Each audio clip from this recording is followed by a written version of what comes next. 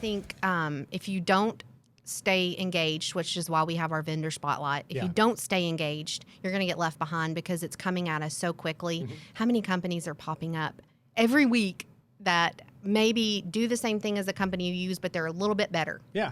So, well, I'm going to ask you from that perspective, right? What's it like? Because your job is to vet these things or make sense of them, and I'm sure they're coming at you all the time. All the time. Is it very difficult to set aside time to vet? You have to. But then also, how do you really separate the story you're being told from the reality of the actual solution? Is that challenging at times to figure that out? It is. However, I think with years of experience, you know the questions to ask.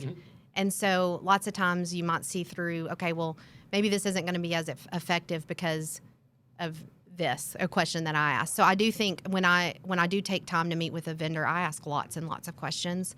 And I think from a client perspective, it is exhausting, just the medical piece alone. I mean, that is a huge part of our job, and how are we going to control claims? We can't control what's being spent. But when a client asks for a tool, you have to say, okay, is this a culture tool? Or you want to give something fun to your employees? Yeah. Or are you wanting to have a tool that will that you can show ROI? Like, what are your goals? Yeah. And so if it's a fun tool, well, there are tons of those. There's a new company that you can they can put cash in, which translates to tokens, and they can go spend their tokens. And they can there's 120 companies that have been contracted with this one company where you can pay your tokens. Spotify, sounds like Chuck E. Cheese. Care.com. Right? I mean, there's tons of companies. Yeah. So is that are you wanting to create like a good culture within your company, and that's something you're wanting to thank your employees? Or you want an advocacy? Yeah.